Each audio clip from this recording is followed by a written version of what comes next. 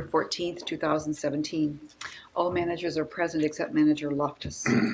I see no members of the public, so we'll go to item 3, approval of the agenda. Is there a motion to approve the agenda of the... Move approval. Is there a second? All those in favor, please say aye. Aye. Thank you.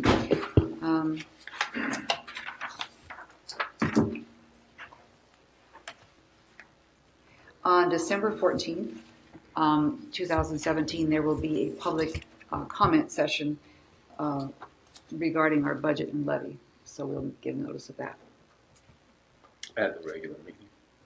at a regular meeting.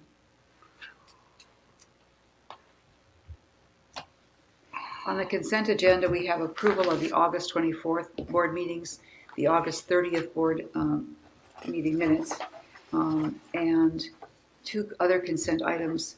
Resolution 17-056, approval of the revised Mooney Lake Emergency Pumping Plan, and Resolution 17-052, Riley Purgatory Bluff Creek Boundary Change. Is there a motion to approve the consent agenda?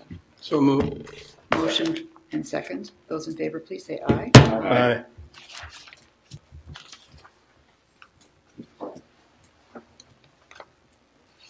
I will be attending the 9/23 event, 6 Mile Prairie Restoration, part of our 50th anniversary celebration.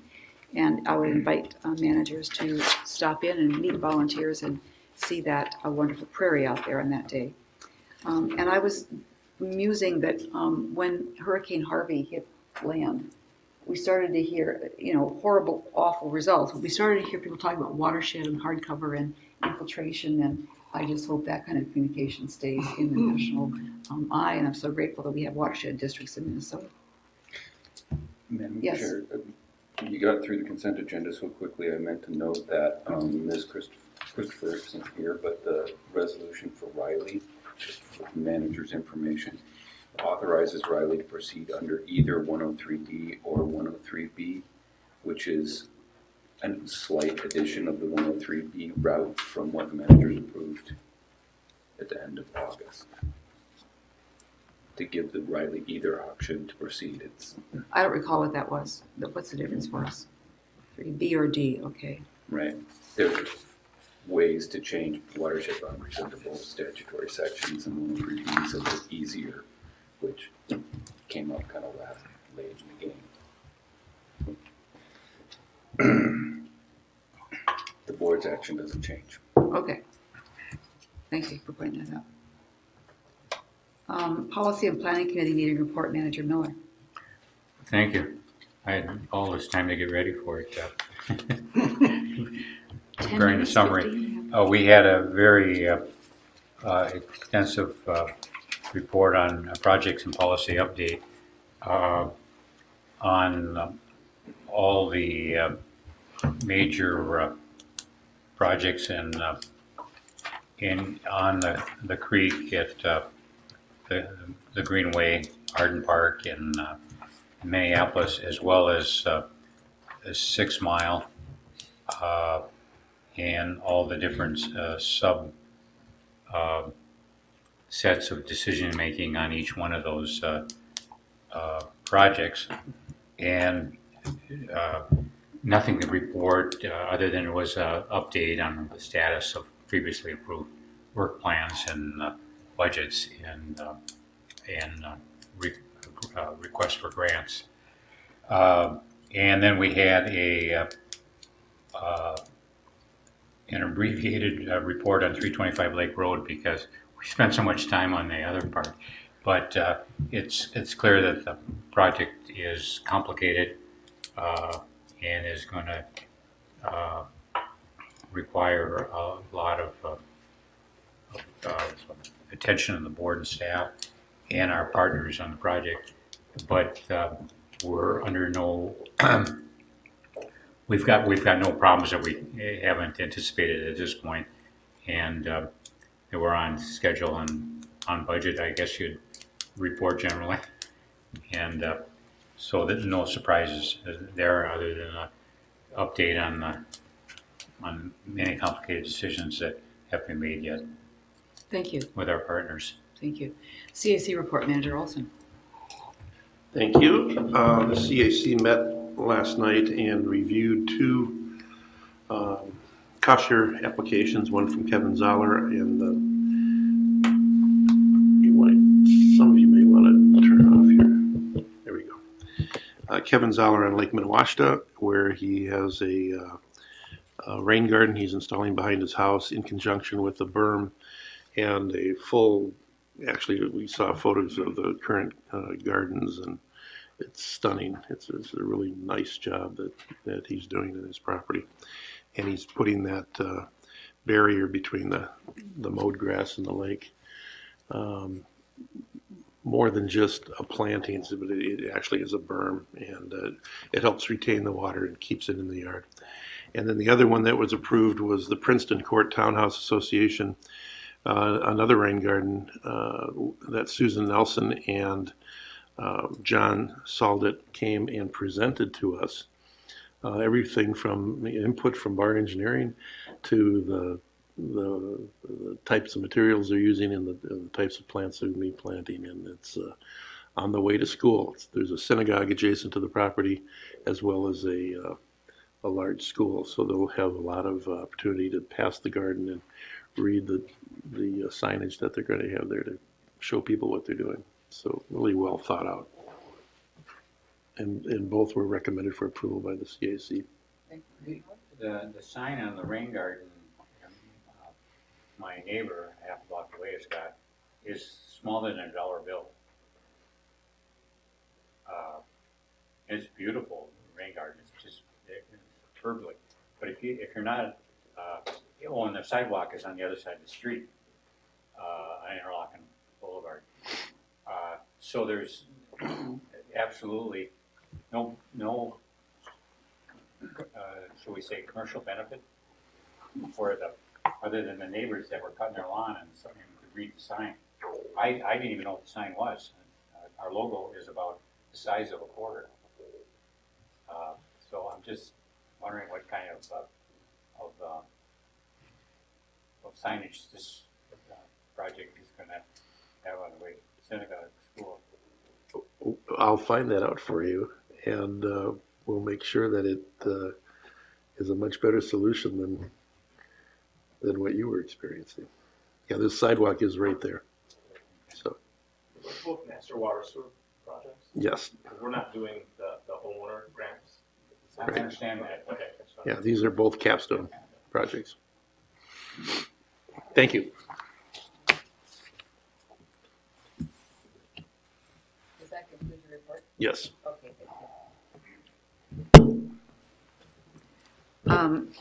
we have a list of the upcoming, a question first. Are there other meetings or events that managers would like to talk about that they've attended recently? I do. Manager Olson. I had an opportunity to go out on the veterans camp tour with the veterans. Sophia was full that day. We had Senator Olson, we had representatives from the legislature, we had veterans, we had veteran organizations, we had Sheriff Stanek, Major Storms, Officer Kyle. We had lots of representation and coverage. And then when we got there, there were representatives from the committee. And with everybody gathered, history was explained by all the people who sat at that original table requesting $2 million from the state for the purchase of the Big Island Park. And it was really well done. The lunch was served, and then the tour ended in the afternoon.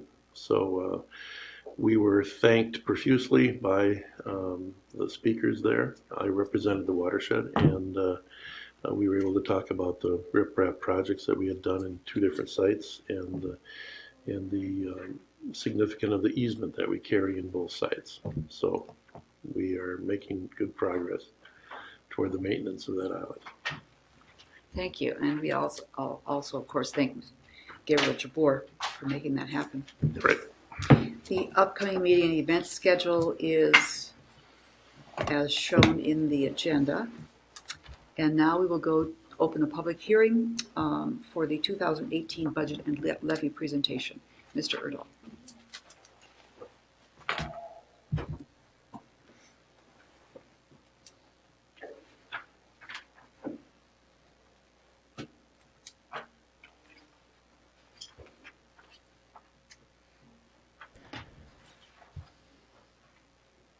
It's on now. Is it, oh, it's on just Thank you, President White and managers. This evening we're bringing forward the preliminary 2018 budget and levy for public hearing, and then also following there are two board actions. One to accept the work plans that were in the board packets, and then also one to approve the 2018 budget and levy for certification with the counties. So we met on August 30th to talk about some of these things in a special board meeting, and then there's been a couple updates that followed the board direction from that meeting that have caused the numbers to change a little bit, but I wanted to kind of highlight those things to you today, and also for the public, and then we can you can proceed with your board action. One is for the benefit of the public hearing. Although the public's not in here today in large force, this will be viewed by some folks on YouTube as it's recorded. So I just wanted to give a little bit of a background about what a watershed district is, and specifically for the Minnehaha Creek Watershed District that's celebrating its 50th year this year. That our organization is responsible for the management and protection of water resources in the watershed that covers 181 square miles and drains from the Lake Minnetonka area through the Minnehaha Creek and eventually into the Mississippi River. Our mission was updated about a year and a half ago to be an organization that collaborates with public and private partners to protect and improve land and water for current and future generations. And our efforts are working directly with the cities within the watershed district to promote the water resource benefits. And the watershed district does receive its funding primarily through local property taxes. This budget process that we've gone through has been a series of public meetings of this board in which we've reviewed and adopted the processes that have brought us to the budget numbers this evening. The district leadership and staff prepared draft department budgets and work plans, presented them in public meetings to the Board of Managers for discussion and direction, and we're holding this public hearing this evening for any public input. Also of note is that there will be a meeting that President White mentioned in December, where a public meeting where there is additional opportunities for public comment, and then it's officially approved. So in terms of following the board direction from the meeting on the 30th, there's two primary things that were a direction from the board that were implemented before it was publicly noticed for this hearing this evening. One was to look at the 2018 debt service expense.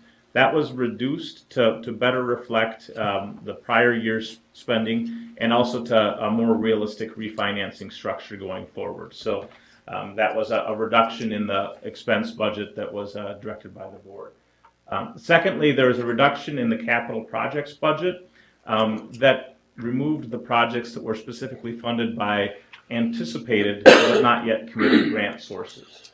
And at that time, since our intent and hope is that a large amount of the funding from some of our projects will be from outside partner funds and grant sources that are leveraged by our resources.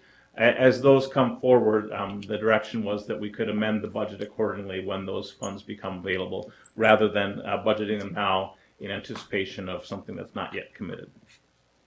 So that the public posting went into the Star Tribune newspaper, and with the amounts listed here of it actually was and again I'll show you the numbers are adjusted a little bit from this in the final budget documents.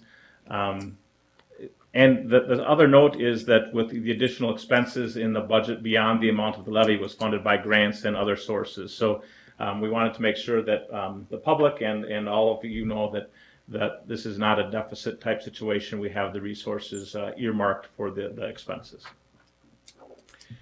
There's three other small adjustments, or actually adjustments. One wasn't quite as small, but the first one was at board direction, we reallocated the employee benefit expenses. Those had been consolidated in the operations and support services budget, and those were reallocated across to the programs where the employee salary budget items were. And we anticipated this would be a revenue neutral process, no change to expense it or revenue. But we actually found out that in the process of doing that, there was a $58,481 savings. So those were a decrease to the budget, just because some numbers had been somewhat double counted in the previous budget. So this is just kind of a correction, and that reflects a savings, a reduction in both the budget and the levy amount for those funds. Secondly, we talked, and this was kind of a broader board direction, to look at the use of carryover or carry forward one-time funds, to allocate those to capital projects rather than to have them remain within individual program fund areas. This was a revenue and budget neutral change, so we just reallocated those resources to be earmarked towards capital projects rather than to have it be something that is spread across the individual operational and program areas. And then thirdly, there is a correction from our planning staff. Notice that just in terms of how some expenditures were classified as reimbursements and expenditures, there was a change in the capital finance and debt service budget that did actually end up as an increase in the overall budget, as just kind of clarifying how those things were identified. So this is the final, the proposed preliminary budget numbers for your consideration this evening. In terms of the change from prior year, the total expense budget is a reduction of 9.79% of $12,141,892, and the total levy would be an increase of 3.87% from 2017, as indicated there. And some of these things we've gone through in recent meetings, and even a little bit some of this in just the committee meeting prior to this, but I also wanted to focus on some of the guiding principles that dictated how we put together the work plans and the budget for the 2018 year budget and levy. And really, it's our focus in everything we do going forward is to focus on the high impact capital improvements and how we can align our resources, whether it's human resources or financial resources or others to those improvements. And also to be part of the land use, water policy, environment discussion to add value and coordinate with our public and private partners to make sure that we're looking at those strategic priorities. When we put together the work plans, we try to align what each area was doing and planning to do according to those strategic priorities. So again, looking at kind of the overall mission and how our projects serve that mission, and how the programs serve those two high strategic priorities within our structure, all in the kind of the planning framework that's supported by our operational foundation of support from our kind of the daily normal business operations and functions. So looking at some of those priority areas, and again, this was kind of covered briefly already in some of these same slides from at the committee meeting that James covered, but we were looking at kind of the high priority project areas, again, for the capital project focus, looking at Minnehaha Creek and some of the opportunities both along the Greenway and also in Minneapolis along the stream bank with some FEMA funds to repair those stream banks. Looking at some major new initiatives in 6 Mile Creek, Halstead Bay subwatershed, that is the headwaters of Lake Minnetonka and of the whole watershed. And then also looking at some preliminary kind of setting the stage for our future efforts in the Painter Creek subwatershed also. So with those things in mind, we're looking at kind of the capital projects and activities in each of those areas that are going to be a core function of not only 2018, but also in the coming years as well.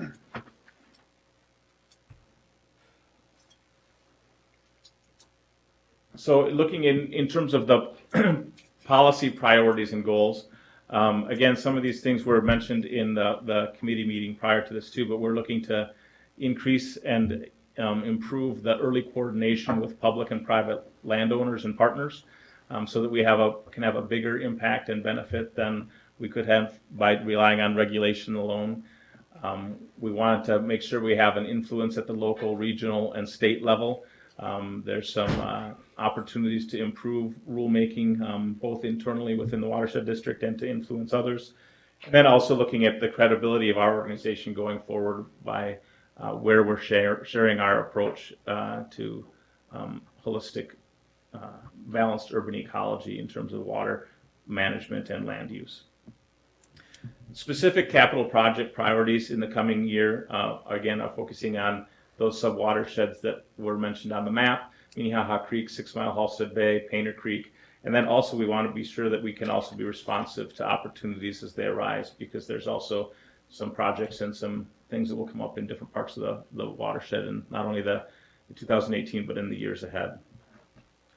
So looking at how we structure that, kind of again looking at the two primary priorities that are our guide, our projects, our capital projects, and also our policy integration. The capital projects will be integrated with the policy, and that feeds directly into kind of the priorities for each of our work areas as they are putting together their work plans. So for the planning and projects, a big part of the kind of primary variables there are the CIP that really defines the scope and scale of the capital projects that we're addressing in the coming year. Looking at the comprehensive plan, again, which was discussed in terms of the comments received by the deadline on September 5th, and now that we're processing, we just talked about that in the committee meeting previous to this meeting. Looking at how we administer our rules and our permitting processes, and also making sure that we're maintaining and taking care of our properties appropriately. And one of the big things, the last part, is to look for outside funding for a lot of the different types of capital projects and other activities that we're undertaking, so that we can leverage district resources to have a much bigger and broader impact and benefit. So from looking at the budget for the planning and permitting department, this is kind of how those budget numbers came together after the revisions that were directed by the board, and those changes are reflected in this flow chart.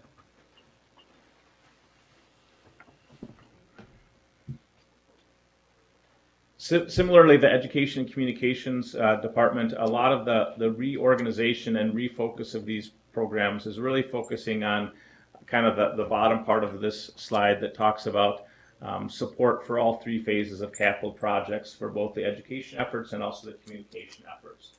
So we've kind of de-emphasized the focus on some of the direct programming and smaller grant programs to free up time and staffing to focus on support for our strategic priorities. And in terms of how that looks in terms of the budget forecast for 2018 and how that fits into the projects and policies framework, you can see the reductions from 2017 to 2018 reflected here. As we discussed at the meeting on the 30th, a large part of that was the cost share program that is not continued into 2018, but it will be something that we reevaluate in 2018 to figure out a different way to make sure we can bring that back, or if we bring it back, that it has kind of the level of impact and benefit that the district thinks is essential for those types of expenditures. Our research and monitoring function has already shifted the way it operates in terms of providing more diagnostic and also evidence-based support for the benefits of our projects. We've heard about some of the initial returns on the Minnehaha Creek Greenway and its efficacy in terms of proving that our projects and our programs are having an impact on the environmental health of the landscape. And we want to continue doing shifting that focus from research and monitoring to more support for our projects and activities, both as a diagnostic and also as evaluation for the outcomes. And we have the budget as in terms of how the flow charts worked out. Some of these budgets, since we shifted or reallocated rather the employee benefit costs, there were some shifts from the operations and support services budget to some of the other areas. So although the overall budget is a decrease, some of those kind of show up as a slight increase in some of the areas just because of that shift. And speaking of operations and support services, this will continue to be kind of the backbone of our organization's infrastructure to make sure we have a stable business operation and technology framework that we can support our other activities and programs with. Specifically in the coming year, we will continue to provide as efficient support as we can for the general business operations and processing of the finance and other functions. Also, we're embarking on an IT planning process to make sure that we're using IT platforms and structures that are as beneficial to the projects and the capital programs as possible. And then this is kind of a summary flow chart of the entire organization then, looking at the programs and operations and the total budgets from each area as they serve the mission, and also the total expenditures for the coming year. Is that the right number for capital projects and debt service? Yes. The corrected number? Yes, that's the corrected number. Thank you. And again, the one-page kind of summary of the budget was in the board packet. This represents a net reduction in the expense budget of 9.79% and an increase in the levy of 3.87%. And in terms of how our resources are kind of prioritized and allocated across the organization, there's clearly the focus on our capital projects, which is part of our primary strategic priority. You can see where the debt service is primarily also geared towards capital projects and land acquisition. So those two things combined are over half of our budget and focus going forward. In terms of some of the big drivers and some of the changes from what we initially talked about at the August 30th meeting, we talked about the grants targeted for the capital improvement plan. So this budget was changed to reflect, remove those sources going in, but again, that the board had expressed its desire to instead use those as when those grant sources come in that we're actively pursuing, that would be a budget amendment rather than kind of a part of the budget at this point. Similar to the other largest driver in our budget is our debt service and capital finance structure. If you look at the green box towards the left of this document here, this previously had been shown the repayment of the remaining balance of the debt for the 325 Blake Road property in a 2 years payment, and we followed the board direction to split that over 5 years instead. So that's a much more realistic refinancing option. That refinancing is still to be determined, but this is a much more realistic scenario than having that repaid in 2 years. So again, the primary variables really for the 2018 budget, and some things that will still change going forward based on grant income and also the refinancing, are those two projects. We also had anticipate some grant funds from Lessard Sam's Outdoor Heritage Council that will be dedicated to some habitat improvement and carp management in 6 Mile Halstead sub-watershed. And then also there's the implementation of the human resources structure and plan. And the priority for that would be to have that be budget neutral and more likely a budget savings that's realized in that process.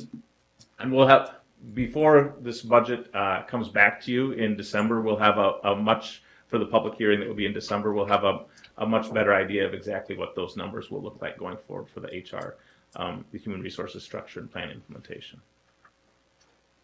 One other thing of note is that we also, in addition, outside of kind of the expense budget, this is from the numbers from our 2016 year-end audit, we also have some fund balances that have accumulated that we last year used $400,000 from the general fund balance to fund part of the current year's budget. At that time last year, the board had kind of suggested the opportunity to use that on an annual basis to spend down that balance. We have not built that into this year's budget, so part of the rationale for that is that we have some pretty ambitious plans in 2019 and beyond, and we wanted to make sure that we save those resources and to allocate them for some of the projects in the future. The Information Technology Fund balance, part of that is being used this year to implement the IT strategic plan. The cost share program did have a fund balance of it was earmarked for $400,000 of grant funds this year. that will not be expended because that program was put on hold. There will be some expenses related to some of the master water steward projects that Manager Olson mentioned earlier today. That balance also consists of a lot of funds that have not been spent since about 2010 or 2011. Some of those are going to be unobligated resources and available for other resources as we're kind of sorting through the kind of paperwork and trails of some of those past projects. In terms of one of the things that the public is often interested in is how the levy change will impact them in the coming year. The change in levy is if you have a $300,000 home, your annual increase will be $2.34, kind of projected based on the impact of increased house value from year to year. So these are the annual impact on property taxes that we're talking about for some of these typical home value prices. And again, the preliminary budget numbers for the coming year are listed here, and budget and levy. And in terms of next steps, based on your action this evening, tomorrow the certification of the preliminary budget and levy would be submitted to Hennepin and Carver counties, and the board would hold a public meeting for comment on the preliminary 2018 budget and levy on December 14th, and then that would be followed by official approval at its meeting on December 21st. And I don't think there's any public comment, but we could welcome. Seeing that there are no members of the public, we'll close the public hearing. You had a question. I think I'll hold it Okay. for The action item? the work plan. Okay. Thank you. We'll move on to item 11.1, which is acceptance of the 2018 work plans. I got a chance to read all of the work plans, adjusted for them. But I don't think we're ready to adopt the work plan until we've adopted the final levy. In the meanwhile, there's several questions, I like to pose. They're not major questions, but we've got this thing really tightened up, and we've got a good feeling about where we are. But there's several questions on the work plan that I think would be appropriate after we adopt the levy in the final budget. Mr. Erdahl, your thoughts? I think that's at the pleasure of the board. I think that we had, first of all, I neglected to have a cover sheet on the resolution for both the work plan acceptance and also for the budget. So those are in front of you before you, just with the same numbers, but just as a cover sheet for those as agenda items 11.1 and 11.2. In past years, we've kind of held off on the budget and levy resolutions until we make sure we have the correct numbers, and then we get them printed. In terms of kind of following up with the levy, is my understanding is when the board approves the levy and the budget, we still have some opportunities we could, between now and December, decrease our levy request. We're not legally allowed to increase it. And the budget is something that could also be changed as long as it doesn't have levy impact. So I think if there's some specific things in the work plans that the board would like to further examine or better understand or have us better explain, we could certainly do that. My reaction is that the work plans, which we don't approve but accept, are the logical basis on which the budget and levy are built, and so that we should accept them subject to amendment as the year goes on. Okay, people who want to get into the weeds, though, I just want to do it. But I'd follow your recommendation, your direction. Well, let's first of all then have a motion put this before us to approve, to accept the work plans for 2018. Can I have a motion from manager? So Manager Shackleton, is there a second? Second. Thank you, Manager Rognus. Now, Manager Nolan? The place-based learning opportunities got $75,000 in that, and I don't remember a discussion about that, and I don't know what it's about. And another thing is $75,000 or 160,000 or whatever the number is for information technology, implemented information technology plan. I don't know what the plan is. Mr. Riddle. I could try. I think staff can kind of help me out if I misspeak. But I think in terms of the $75,000 for the place-based learning, that was kind of the replacement for the Cynthia Krieg funds and some of those operations, so that we can direct, instead of having a grant program that solicits input, that's a greatly reduced dollar amount, that we're going to focus partnering with specific partners that we've had good success with in the past several years, that like Thurers Park District, Wilderness Inquiry, Friends of the Mississippi River, and probably missing a few others. I don't want to leave any out or be overly inclusive, but so that was in order to make sure that we have programs and activities at the places that we're creating, like at the Minneapolis Greenway and other areas, that we're encouraging them to be used by the public, and not doing those programs ourselves, but partnering or contracting with others to help make sure those activities are available. I don't have any idea what it is. I don't know what you do at the Greenway. Ms. Mamayak.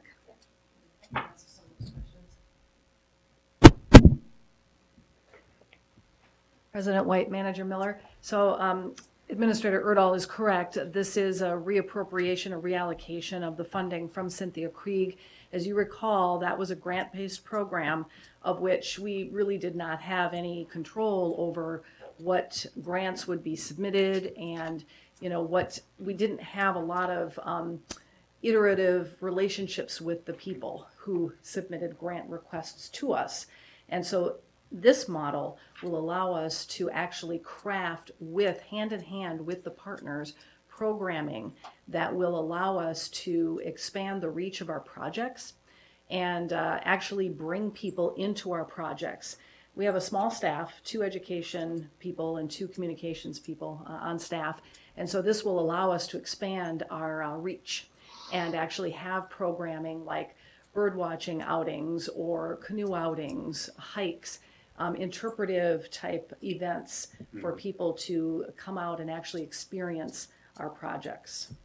And that's what place-based learning is. So it's for various audiences, including policymakers who are a key It's a audience. good explanation. I appreciate that. But I don't support it. I mean, I don't think that's, what we should be doing educational programs unless they're identified. We're going to go out and look for partners. It's responsible parties. I understand that. But, we haven't got a project or a program developed for it. And we just, we got money, come and get it. I don't, it's not that amount of money, but big amount of money, but it's like, they're going to be dependent on us, and it'll be growing in the future because we funded last year and all that kind of stuff. And I think we should have more discussion about it before we set it out as a new program. If I might add, Manager Miller, President White, this is part of our post-project support.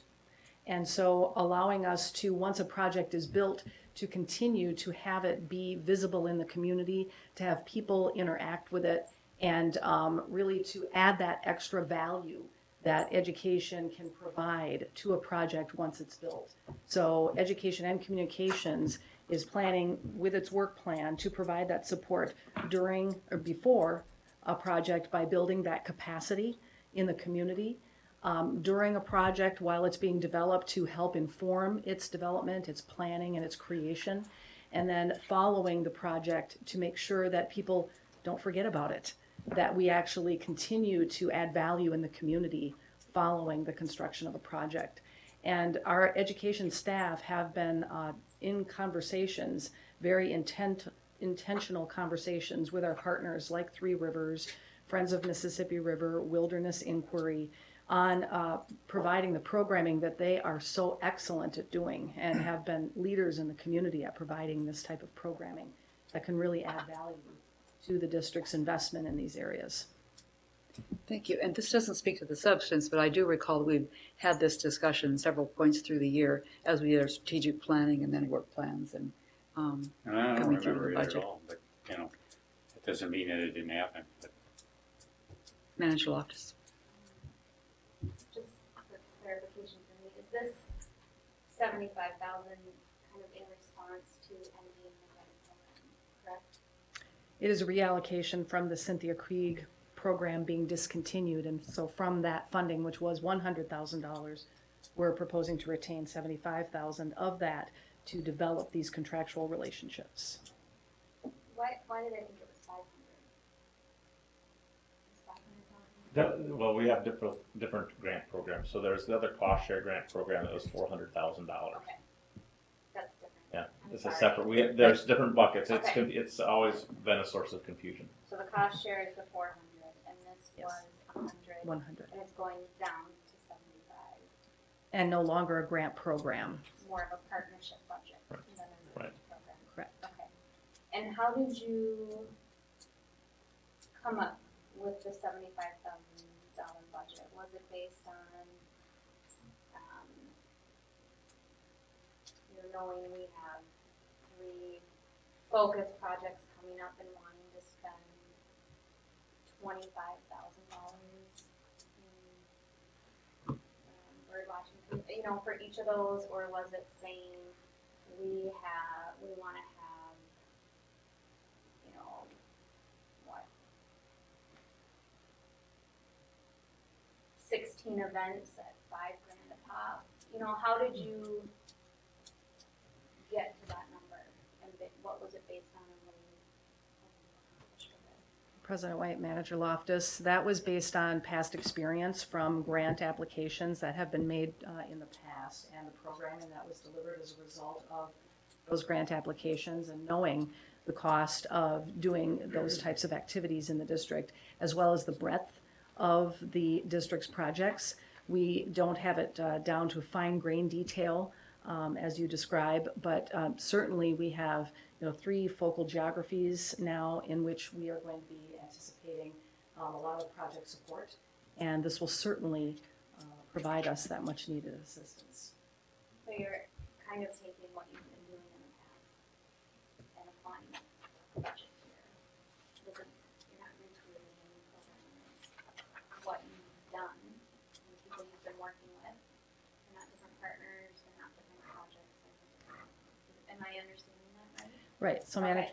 Manager Loftus, yes, these are partners who have delivered programming for us in the past, but more on a grant basis where they have to keep coming back and applying for grants, and it's not as intentional on our part, being on the receiving end of a grant application. We're not working directly with them to craft that application necessarily, but now we're able to actually work hand in hand with these consultants who are proven successful track records in the community to develop programming hand in hand with them to ensure that what they do in the community meets our goals, accomplishes our mission, and adds value for us in the community. Thank you, Manager Miller. The signs that were done at the Minneapolis Greenway are absolutely superb. I mean, they tell the history, the placemaker, what purpose of the watershed. It just, you couldn't have it more complete, as opposed to the ones we did about 15 years ago at where? At the dam. At the dam, at Edina Mills, and at Methodist Hospital. Those are first of all, you can't read them; they're all water marked and everything. I'd rather have the money spent on redoing those because people are stop and look at those, and probably a lot more than gathering kids from this is Mrs. Schmidt's 3rd grade or something.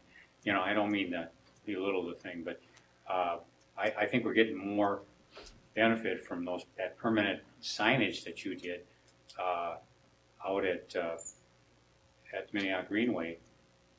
I mean, it's like a whole classroom reading curriculum, through those 7 or 8 panels. I mean, it's really it's comprehensive and clear. If we do that same kind of thing at other places, I think it'd be better spent than bringing a certain number of kids out or whatever because the schools are doing a phenomenal job with environment. I get drilled by my granddaughters on what we're doing about cleaning up the creek and doing all this in the lake. How come the lake smells and et cetera. The kids are really well versed in this. So I don't know if we make a major contribution there, but where we do make a contribution is the folks that just see this stuff and this educational information that's so well done. The improvement on it over what we had done in the past. They weren't very informative. They were just kind of looked like we went through the process. So I'd rather see the money spent there than.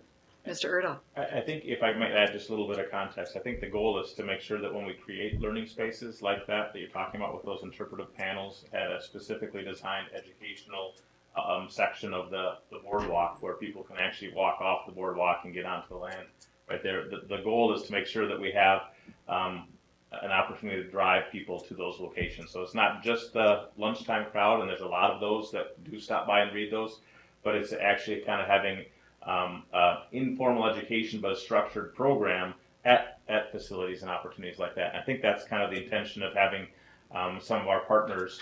So whether it's Three Rivers Park District with their van or whoever else might show up and be at some of the places and some of the opportunities that we've created to have spaces like you were just describing. Yeah, I would agree that signs are a tool and it's a part of a toolbox. And so you need different types of tools to reach different audiences. And so events actually bring people out that might not normally go to that site or to that project. And we're talking about many different audiences than what you typically might think for an outing. We're not talking school children here. We're talking, policymakers, bringing policymakers out to these types of projects and educating them about what we do. Adults in the community, decision makers, people who, really make a difference and spread the word about our work to other constituents.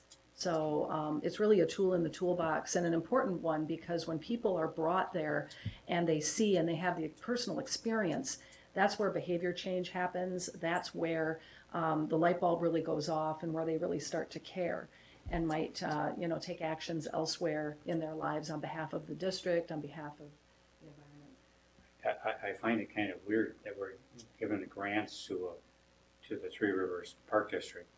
I mean, they've got unlimited budget and all kinds of resources.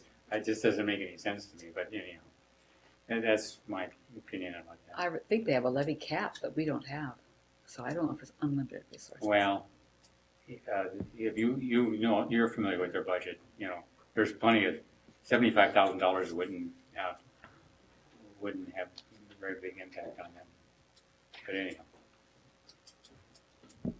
Are there any other thoughts about the work plans, Manager Loftus?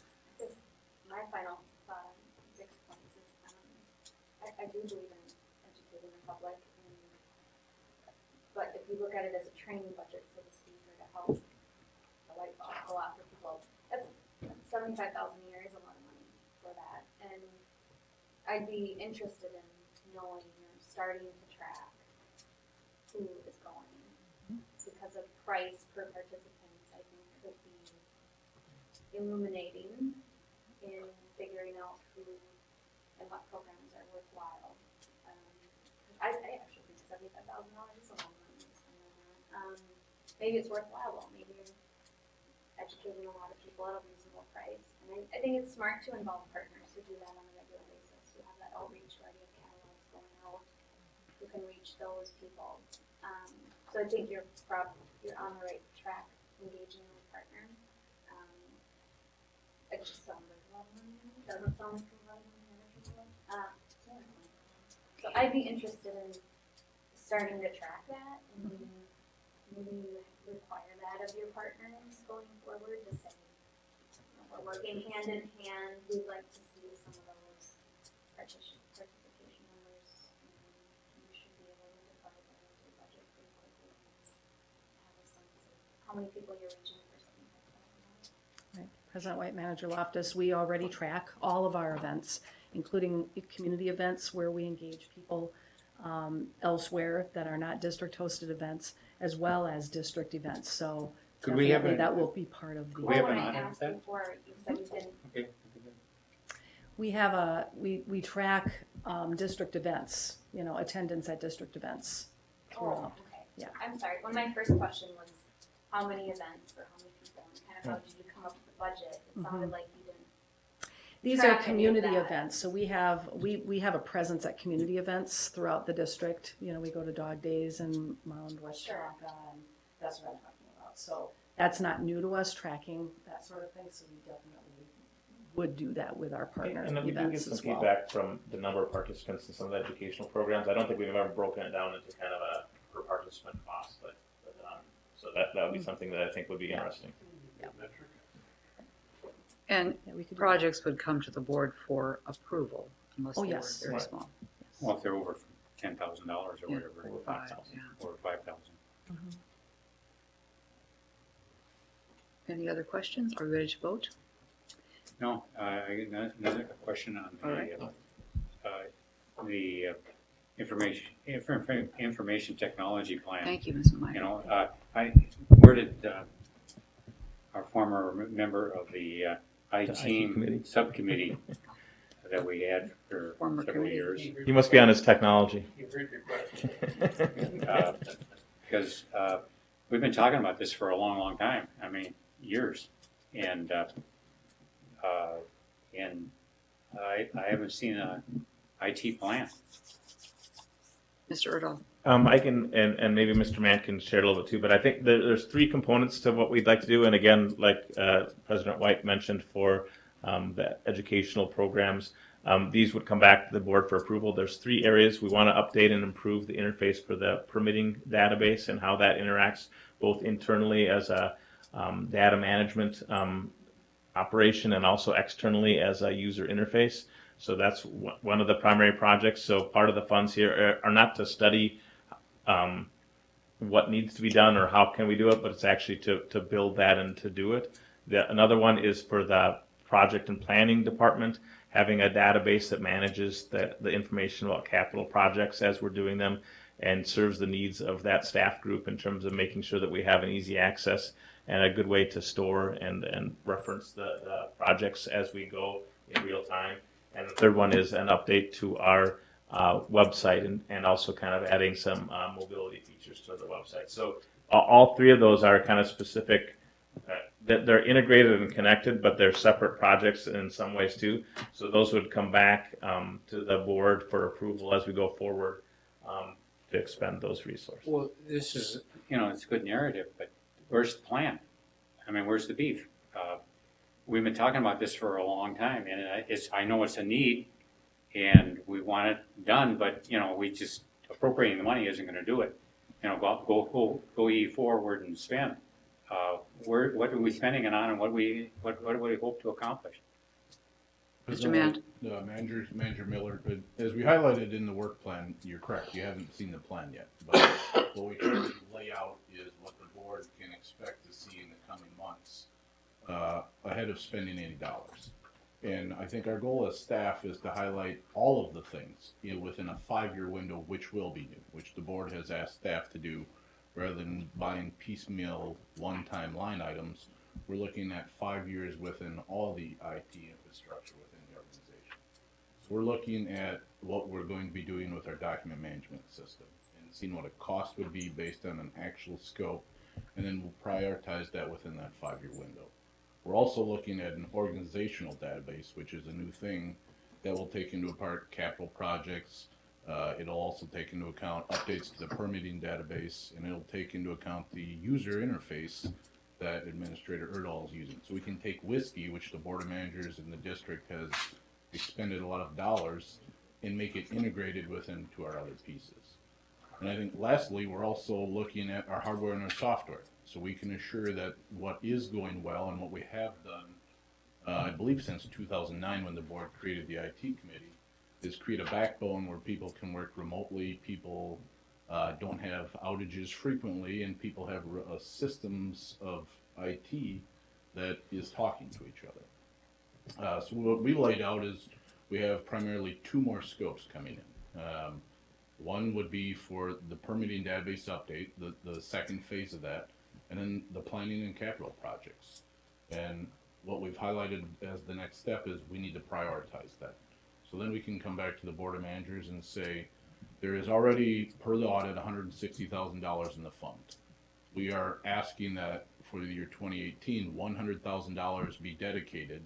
So when we present a plan for review and approval by the board of managers, there are dollars that have been already levied for IT that stay within the IT fund if you seem to agree with the plan and see the plan as valuable. So one-time dollars would be used for one-time expenditures. Manager Have we hired a consultant to help us develop this plan? I know, we're doing this plan internally. You're doing what? This plan internally. You're doing this yourself? We actually have a team that we've been pulling together periodically of internal staffers, asking what their needs are, looking at what they believe would be necessary. So for the website, for instance, Manager Miller, members of the Board of Managers, we met with each department and we said, first and foremost, we need to update the content of the website. That's not a dollar cost, that is an internal staff allocation. And then we also realized that we would like our website to be mobile. So people using it on all of the latest technology can. We understand we got a quote for that, we understand the cost of that, but we need to prioritize that against our other needs. And so what we're doing currently is getting accurate quotes so we can look at all of the requests within a 5-year period of time, and we'll prioritize it before coming back to the board. I can't get on my computer half the time, so I'm the wrong person to be discussing this, but I've been observing over the years, huge problems just as recently as the DOV, Department of Motor Vehicles, can't get the driver's license out. New computer system. Minneapolis couldn't collect water bills for 3 years, and wrote off about $20 million worth of revenue.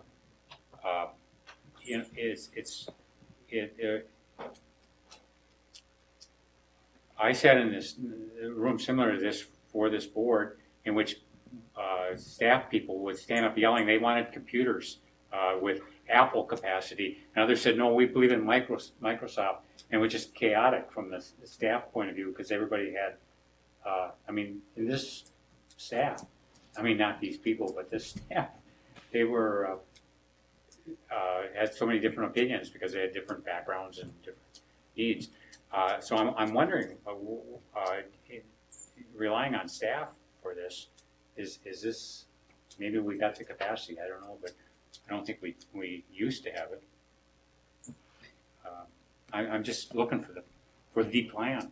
Maybe there isn't one. But President White, Manager Miller, and when I say staff is working on putting this prioritization together, one of the other things we're doing is we're working with known vendors. And so with what? Known vendors, known consultants. And what we are doing is working with people that have a proven track record. So the organizational database, we're working with the team who built our permitting database. And we asked them to come in and give our group a project management presentation as to their style, what we can expect from them, and what has worked for this organization. With our record retention system, we've had a vendor in place for 5 years that we really like and has a great track record for us. If we look at our website, that was one area that we needed to make a change. We needed someone, so if the board remembers when we built the interactive map, we put an RFP together and we found a vendor who built the interactive map and is a proven track record with cost as well as deliverable. So when we're looking at a theme that we've talked about as the IT team and we put in the work plan, is we need to understand how to get these vendors together to communicate. So interconnectedness is a primary theme of whatever this IT plan is. So that if we build something in the permitting database, staff can pull it up on a user interface, and it's also reflected on our website. Things need to talk to each other. That's why when we put it in the work plan, made the presentation, One of our primary themes is getting these key players together who have a proven track record and making sure that as we're building all of these scopes out, they understand where they need to communicate and deliver. Thank you. But Manager Miller. Manager Miller is correct. In the past, we had worked with a consulting firm called PRC Consulting, Randy Kadri, and he would sit in on the IT committees. We did not have that for this process. Can you lay out this so that we get an idea what you need to do, who's gonna do it, and how much it's gonna cost? And so, because $100,000 doesn't, for what you described, doesn't sound like an adequate amount of money. When you start hiring consultants that have to work with one another, they always charge more when they got to work with somebody else, and integrate their plan to somebody else's plan that may be off into another direction. I don't know what has to be done, but I know that you can run into a lot of problems. So I like a more orderly reporting system of what we're trying to accomplish now, how much we're going to end up spending on this. Because if you identified 100,000, I could easily see overruns into twice that, with no trouble at all. Through no fault of your own, just coordinating all these different systems that you got to put together. And So do you want to change that number in the work plan to 200,000? No, Oh, I don't. Gosh, I thought that's what you were saying. No. I think that we're not getting an adequate description of the problem and the costs. A lot of what you said today, if it were summarized, it would make sense. The objectives we're trying to get accomplished. Mr. Mant. In President White, Manager Olson, and again, we're not recommending anything. We would like to allow staff to receive all the quotes and have a prioritization effort. So as a team, we can come forward and say, we would really like to build this database ahead of hiring a GIS person. Mm-hmm. And that's not done yet. So Manager Miller's correct. We do not have a finalized plan, and $100,000 will not be the total commitment of this. So in really the nuts of what we're asking through this work plan is to take dollars that have already been levied and are sitting in the IT fund and reserve them for the year 2018 to allow staff the time to put this plan together and implement 2018. And then allow time for the rest of it to be either decided as not being worthy, or something that we should levy for, or something that we might want to look at these other one-time dollars that are sitting in the fund to proceed with. And that's what the essence of the work plan is. Use dollars that have been set aside for IT purposes to be decided upon later when staff makes a formal presentation. Any other comments? Thank you, Mr. Mant. Manager Loftus. Is it in the 2018 budget because you plan to move forward in 2018 with at least one of these segments? And again, we really would like staff to prioritize this, so I'm speaking a little ahead of the effort, but we have talked about updating the permitting database, which is a functional working database, but has some quirks, is a viable project because it is our biggest data set, and it is something that we can use by a lot of people, so we put an estimate behind that. Capital projects is the organizational strategic effort number one, and it is a large data set that is in paper format. So we're assuming that will be a high priority.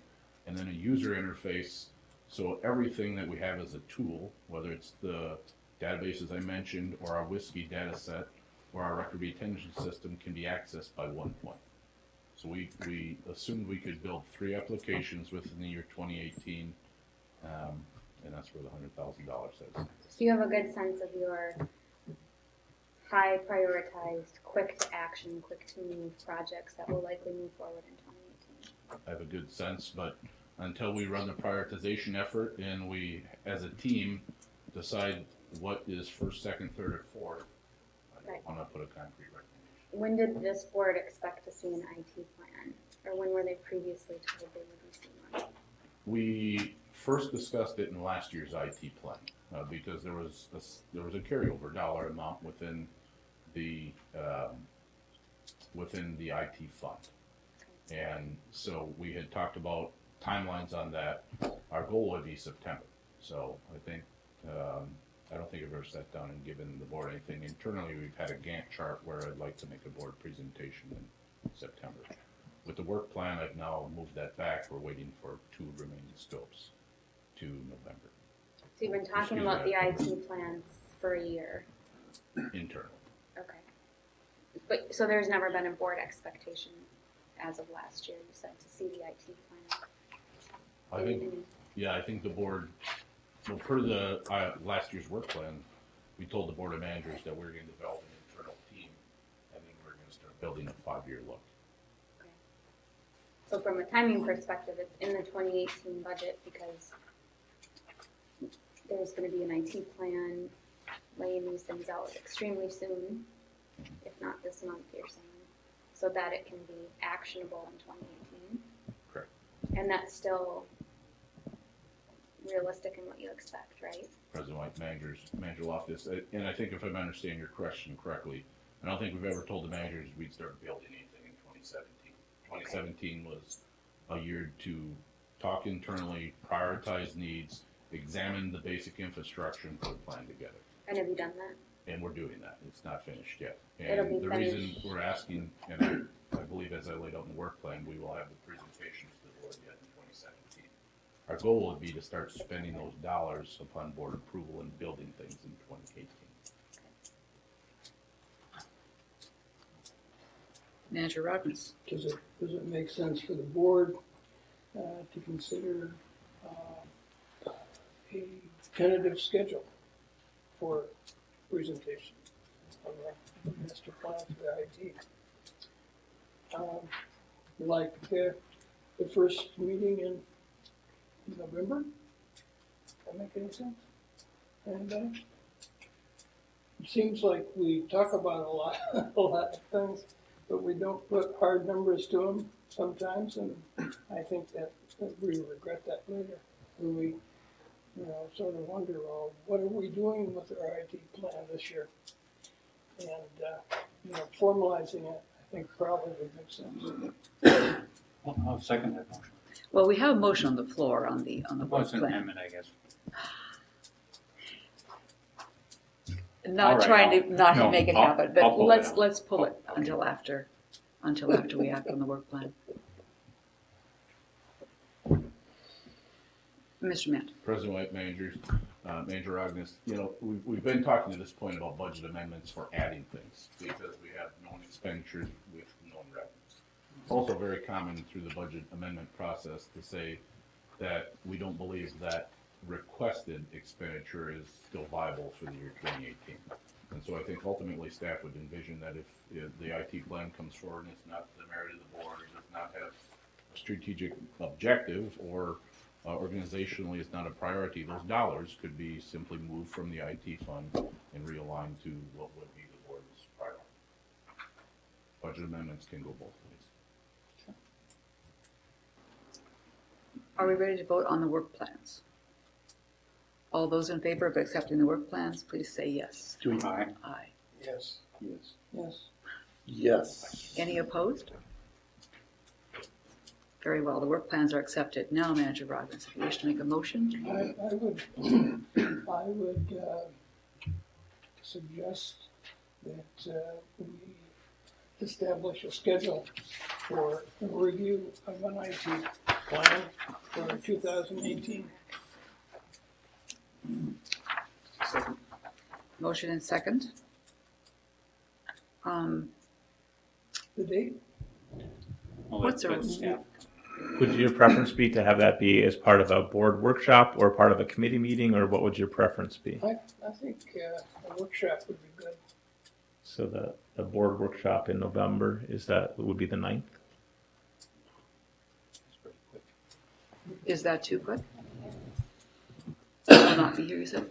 No, I'm fine. Oh, you are here. November 9th.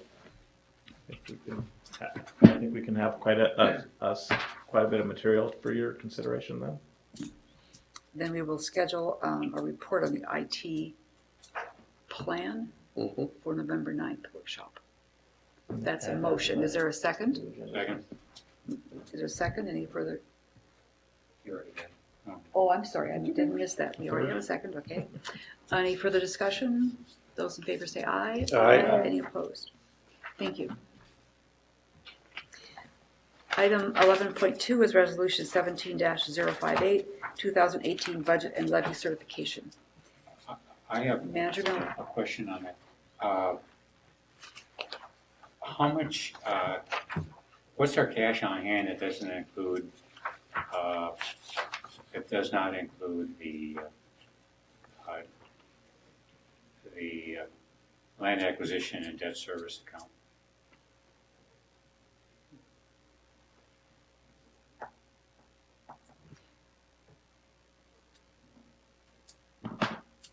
Are you talking about the fund balances in the referenced earlier in the presentation? If that's described as cash on hand?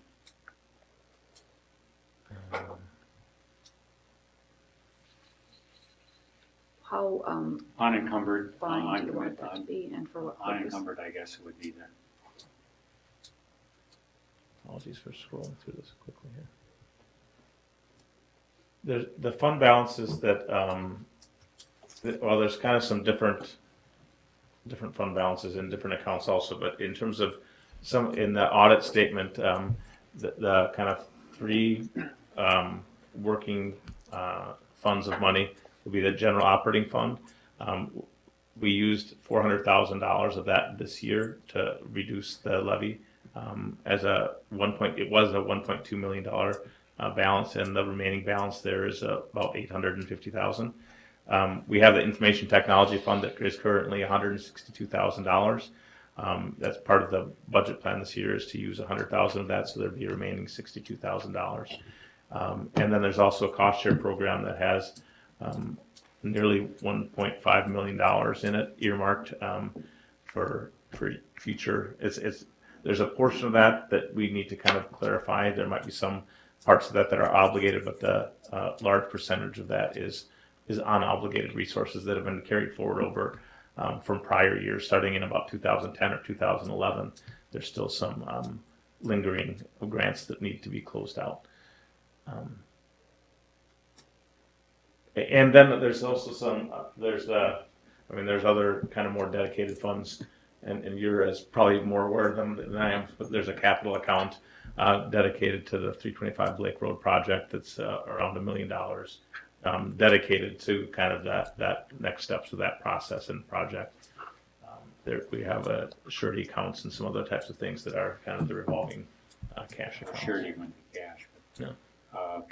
And this is, and so how much do we have in our land conservation and debt service account?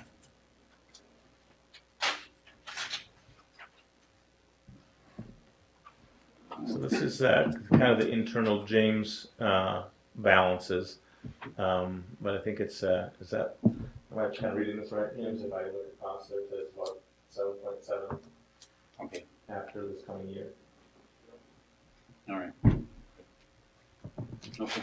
So it's about 7.7, about 10 million. So, okay. And that's after there's a bit of an increase in the debt service payment this year, 2017.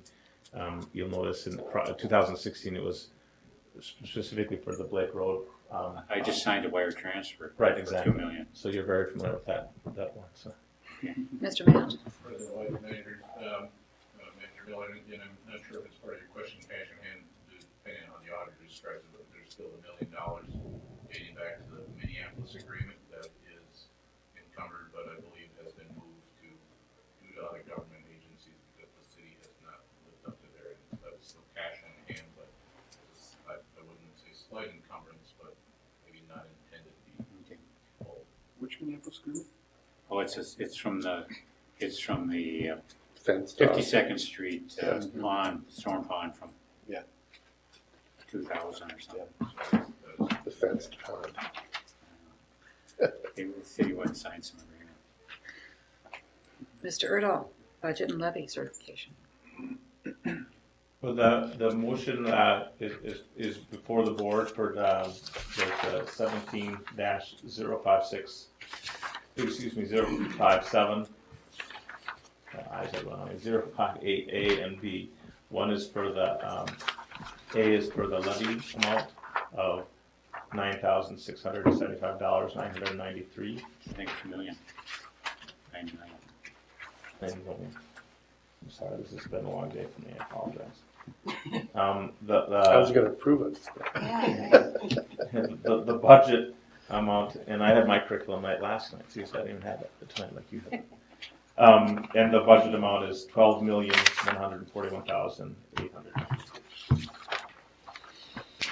Now, And I believe those are two separate votes, one on Yes. the levy and one Yes. on the budget amount.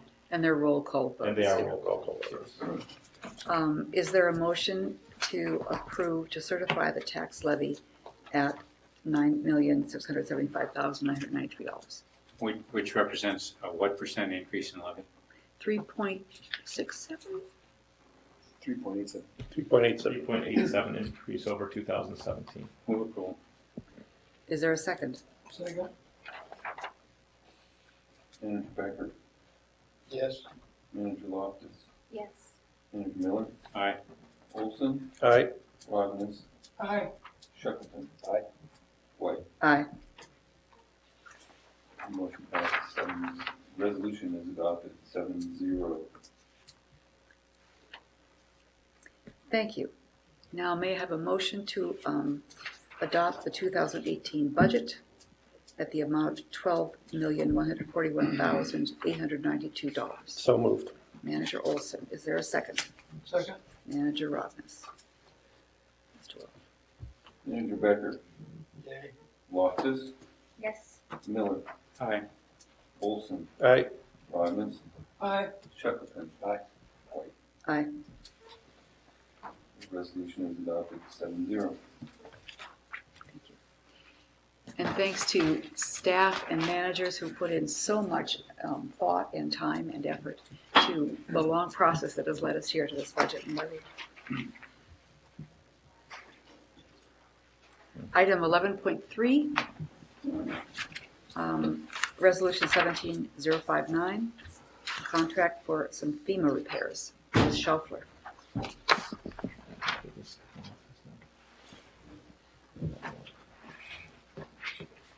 Are we fixing FEMA? Excuse me?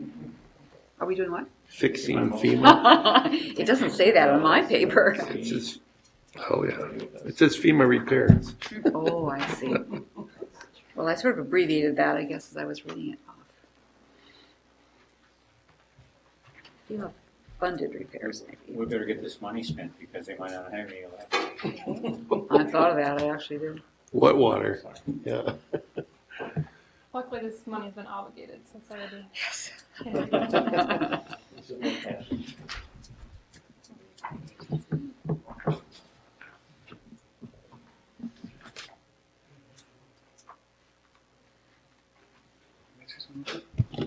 Manager Shackleton. I'd just like to point out that as we're about to talk about this is, I think this might be the first time that we're discussing a budget item in the city of Minneapolis an expenditure in the city of Minneapolis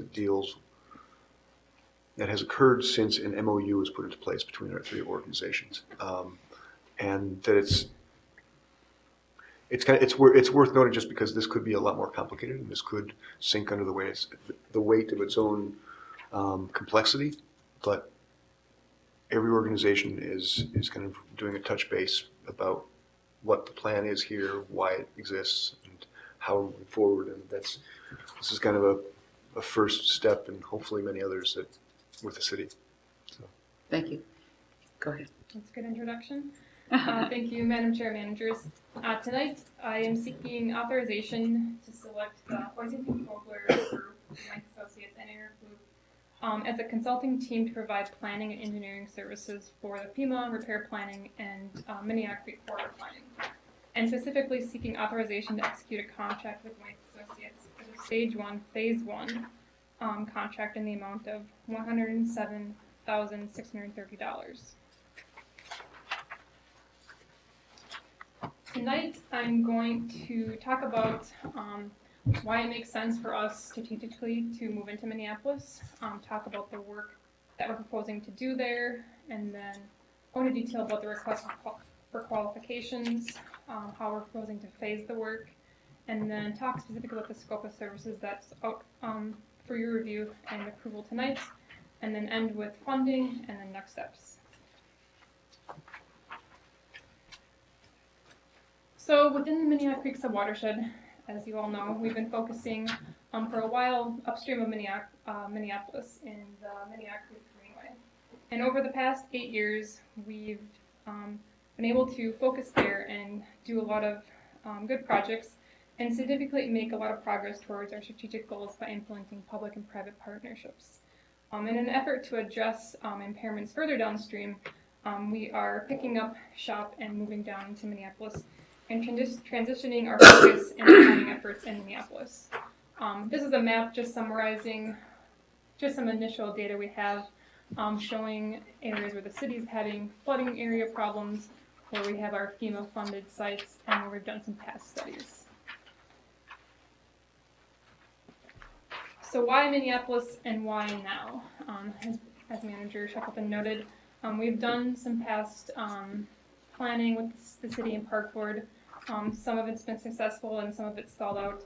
So we're hoping now that it's going to keep on the trajectory and having us be focused there and see the success that we've seen in the Greenway. A catalyst for the district to transition to Minneapolis was the flooding that occurred in 2014, which damaged approximately 32 sites in Minneapolis.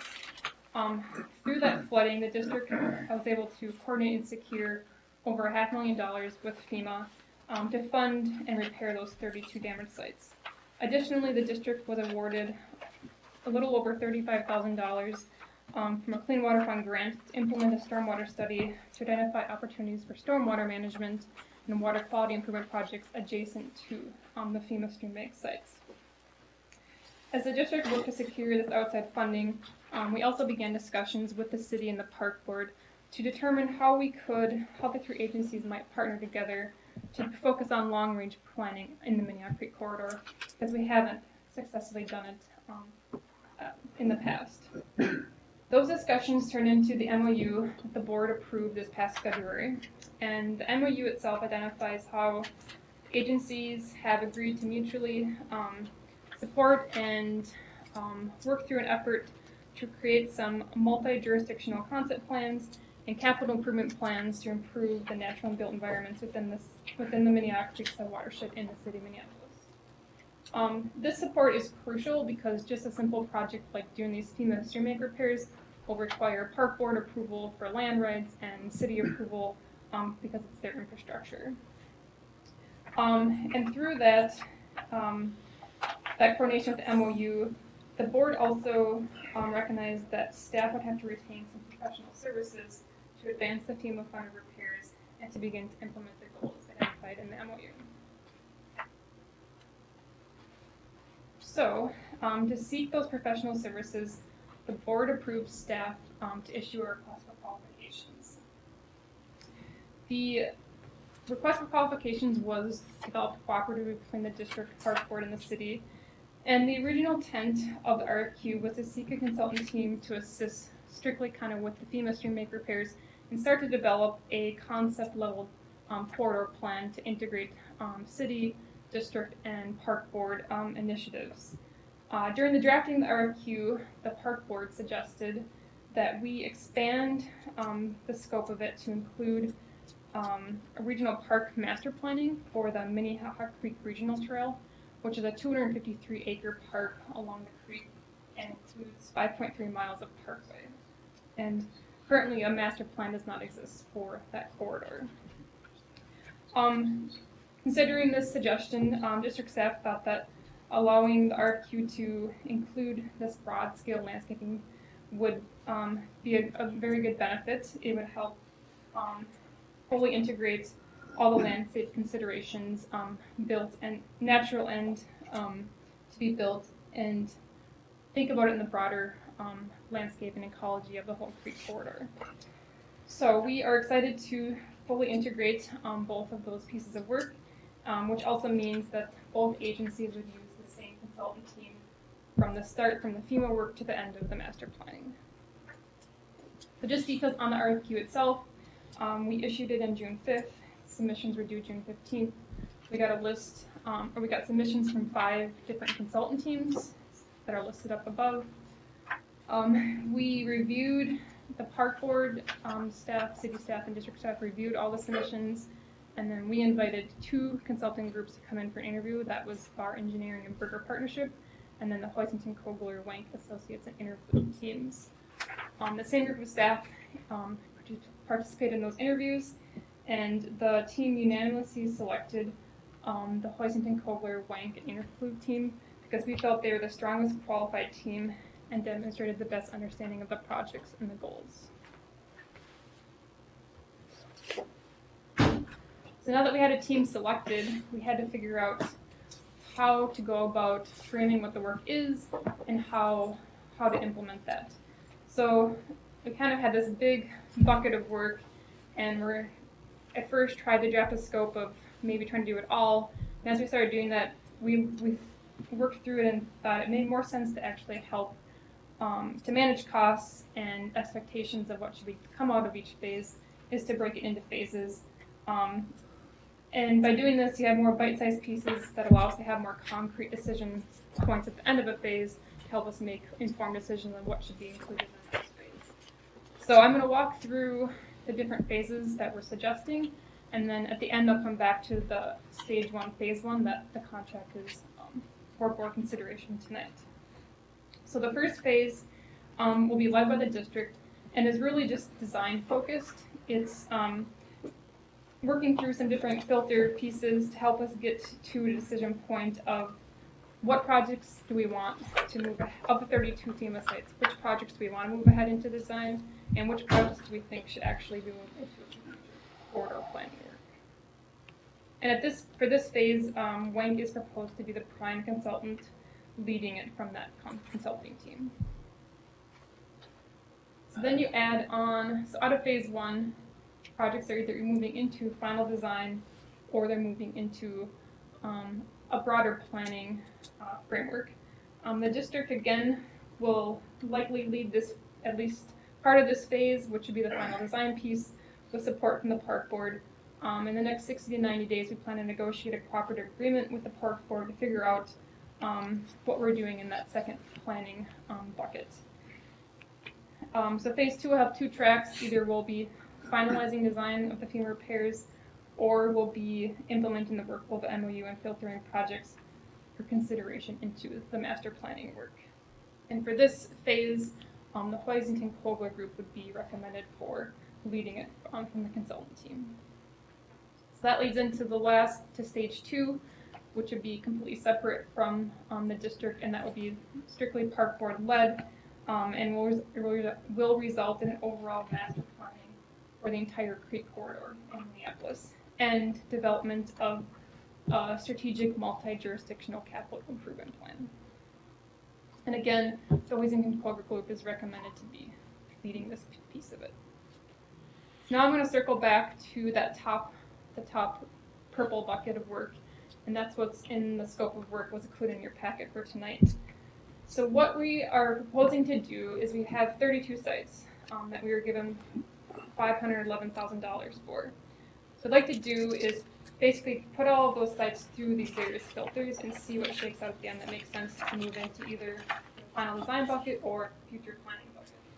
So for example, through engineering, we might go out and look at the site and say, it actually looks okay. It's kind of through the last 3 years has kind of self-healed. Maybe it doesn't need any work to be done. Or B, this could actually be a bigger project than what we're recommending from FEMA. Let's put that in future planning work. Or C, yeah, what we propose to do for the FEMA funds makes sense. Let's go ahead and do that. So that would come out of the engineering filter. Also through the engineering filter would be implementing that Clean Water Fund grant to look at assessing stormwater outfalls that are adjacent to the FEMA repair sites and seeing if it makes sense to do, if there's any opportunities for BMP at those locations. And the next filter would be cultural resources. Right now, all the sites are part of the ground rounds, so it's assumed that they'll have to go through Section 106 regulations, which could be pretty time intensive and potentially costly. So we want to make sure or check through to see what regulations might be required, and then figure out again if it's worth filtering those through and which way to go with them. And then the third filter is a preliminary planning filter. So this will be spatially analyzing all the different known initiatives out there. So what would the city be doing, park board, and looking at things beyond those jurisdictions to Met Council, the county, and just kind of coming up with very preliminary spatial analysis of where those things might be lining up in relation to the FEMA repairs. And the main thing coming out of this filter will be to make sure that the FEMA repairs don't conflict with any potential future long-range planning. So we're not going to come in and do a repair and then in 5 years maybe have to come and tear it out because we have a different or bigger project. And the last piece would be community engagement, which the goal of this is really two things. The first is to build stakeholder awareness of upcoming construction projects. So there's obviously the FEMA projects, but the city also has a flood area 2930 project that's coming up, and the park board has the Lake Hiawatha stuff and then master planning. So if we're going to engage folks, one thing we want to make sure they're aware of everything that's going on. So that just be building that awareness, but then also seeking their feedback once we have that final list of projects that we'd like to move into the final design for FEMA, and getting their feedback on if they have any concerns or conflicts or suggestions on that piece. Past district projects have not required this level of community engagement, but this project is different since it needs to follow park board community engagement protocols, and also involves a pretty complex project that covers, I think, approximately 13 neighborhoods. So you're dealing with a very wide area, and we're looking at it through a positive lens. I think it'll be a good experience to go through a pretty intense community engagement process to identify the effort needed to gather community support for future district projects or initiatives. So I think it'll be a good learning lesson to go through that. So at the conclusion of phase 1, which we're expected to occur in January of 2018, we'll determine which projects will either move into final design or which project will help go into that planning bucket and set the foundation for that stage 2 master planning work. The funding piece. With this slide, I just wanted to show, so the amount of money requested tonight is the $107,000. So I just wanted to show where the different pots of money are coming from to fund this. So in the 2017 project budget, we budgeted $60,000, and then we had the Clean Water Fund grant. So the remaining $11,678 is coming out of the 2017 planning budget to help with that planning piece of the phase 1 work. So next steps, we will, like I noted earlier, need to negotiate a cooperative agreement with the park board once we move out of the phase 1 to that stage 2 work, because there'll be some planning work that will feed into their master planning. And then also we need to, once we know how many FEMA sites we're moving ahead with, we'll have to actually formally order those as a capital project and follow those procedures. So just to restate, the requested action tonight is to authorize selection of the Hoyt & Colger Group, Blank Associates, and Interfluve as a consultant team to provide planning and engineering assistance in the development of the FEMA flood repairs and creek corridor planning, and authorization to execute a contract with Blank Associates for $107,630 for preliminary design for FEMA repairs and Minneapolis Creek corridor planning along Minneapolis Creek in Minneapolis. Motion to approve by Manager Shekel. Is there a second? Second. Manager Miller. Question, Manager Wilson. Would you please go back one slide? Yeah. Another one. There you go.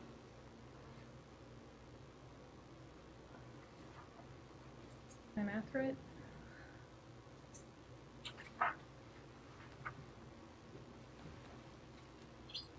Thank you. I didn't see the 35 or the 11 in here. That's why I see the 60 on your resolution. I didn't see the other two. Thank you. Other questions? I have a couple of FEMA questions. Yeah. One is, if one repair ends up costing less and another more, there is the ability to reallocate or shift those funds? Manager White managers.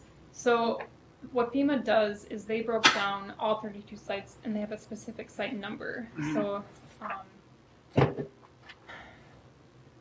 we got the money for, okay, I'm trying to think how to answer this.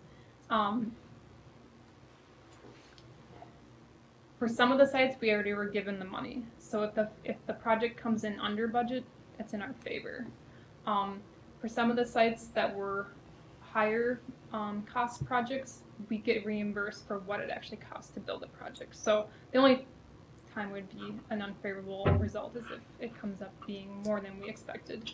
But if it's way more than we expected, then we can go back to them and inform them of that. But Thank you. My second question is, remind me by when we have to use the FEMA money.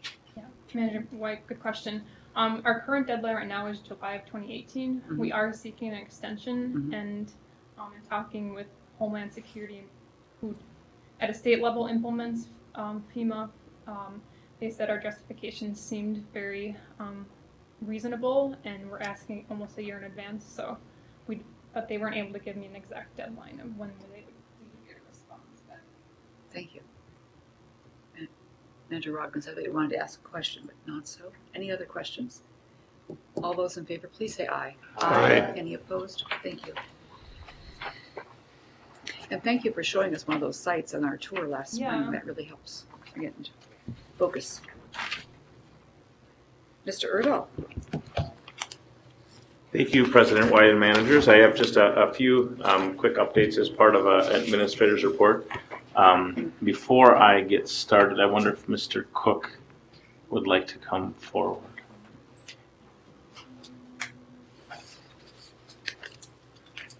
If you're leaving, we don't want to hear it. That's all right. President White, board managers, as Manager Miller's predicted, it's time for me to leave the district. I've recently accepted a position at Lake Minnetonka Conservation District. I'll be their environmental administrative assistant, which is just their term for catch-all bureaucrat. So I'll be starting there the last Monday of September. I'll be here through the 22nd of Friday. I just wanted to thank you guys for the opportunity. Came in here as a green 22-year-old, and I leave here as a grizzled 24-year-old. It's been a fun 2 and change years. Manager Olson. Is that a new position? Sort of.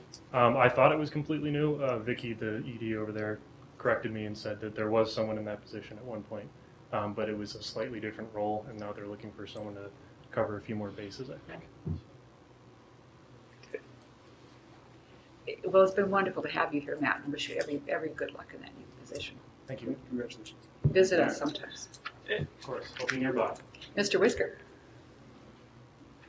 Since Matt announced that he's leaving, I just wanted to say, hopefully it goes without saying, he's been an immense help. We brought him on for a 2-year contract position, which ends in December, and I wish we could keep him right until December 31st, but I'm pretty happy for him to land in a permanent position that aligns with some of his long-term goals. But we brought him on to assist with the comprehensive plan because we wanted to develop that work product internally, which we knew was going to be a pretty Herculean undertaking. We weren't sure if we'd hit the deadlines.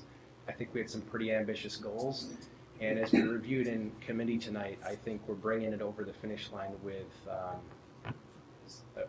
what I would characterize as unprecedented level of support. We couldn't have done it without Matt, so I wanted to say thank you and best wishes to him. Thank you.